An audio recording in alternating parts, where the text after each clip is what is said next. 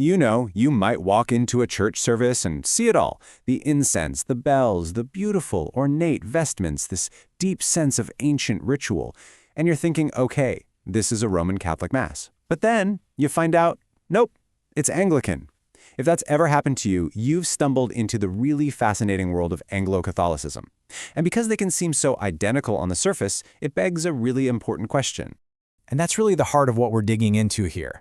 If the prayers, the music, that deep reverence for the sacraments, if all of that can feel so incredibly close, what is the fundamental thing that keeps them apart? Because it's obviously not just about the style of the worship. And right here, this is the core paradox we're going to unpack today. The liturgical look and feel can be, for all intents and purposes, indistinguishable. But the underlying doctrinal guarantee, and by that I mean what you are required to believe and who has the authority to tell you so, well, that's where you find the real fundamental difference. So here's the big reveal. The split, the real division, it isn't about piety or style or which hymns you sing. It all comes down to a single powerful word: authority. The whole thing hinges on how each tradition answers the question, so who gets the final say? In Roman Catholicism, the answer is simple and clear: the magisterium. This is a globally unified system. When there's a major disagreement over doctrine, the Pope and the bishops who are in communion with him have the final authority to settle it. They provide one definitive answer for the entire global church. End of story. Anglicanism, on the other hand, well, it's a completely different model. It's guided by its historic formularies. These are foundational texts like the Book of Common Prayer and the 39 Articles. You can almost think of them like a theological constitution. They set the guardrails, they create the boundaries. But within those boundaries, there's a much wider range of acceptable belief. There isn't a single person or a single body that can issue a final binding ruling on every single issue like the magisterium can. Okay, so that's the theory. But how does this whole authority thing actually play out in the life of the church? Well, it becomes incredibly clear when we look at something as central as the sacraments. For Roman Catholicism, it's dogmatically taught that there are 7 sacraments. Full stop. You've got baptism, confirmation, Eucharist, penance, anointing of the sick, holy orders, and matrimony.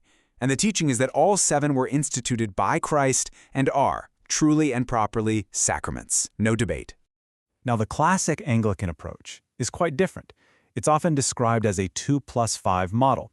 What that means is there are 2 primary sacraments, and then there are 5 other very important rites that, while good and valuable, are not considered to be on that same level of necessity for everyone's salvation.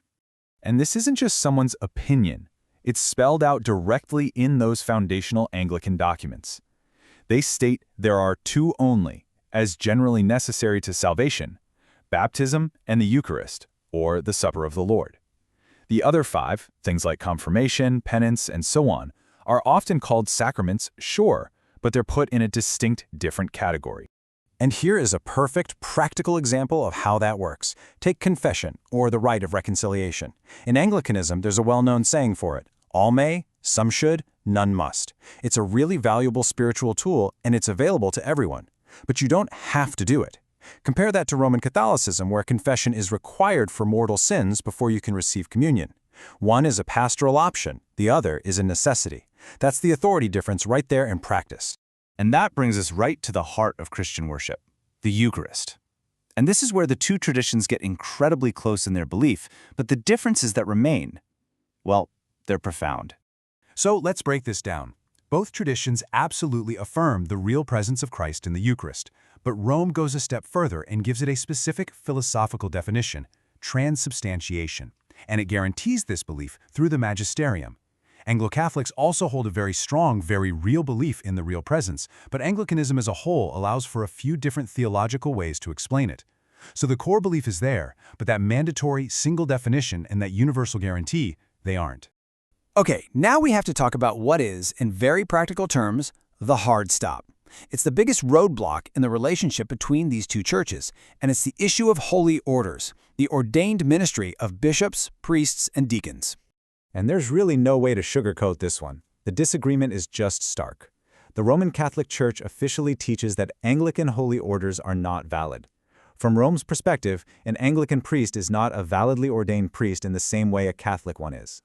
Naturally, Anglo-Catholics believe their orders are absolutely valid and trace them right back to the apostles. You can see how this creates a pretty definitive hard stop to any kind of full communion. And in our time, another absolutely fundamental barrier has come up.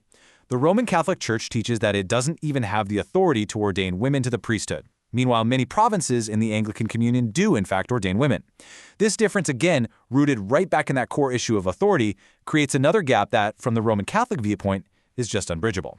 So let's pull all these threads together. We started with this paradox, right? These churches that look and feel so much alike, but are fundamentally divided. And I think now we can see why.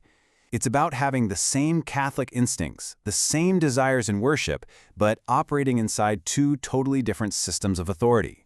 So when you boil it all down, these three massive differences we've seen, the sacramental structure, the definition of the Eucharist, and the mutual recognition of priests, every single one of them stems from that one core issue: authority.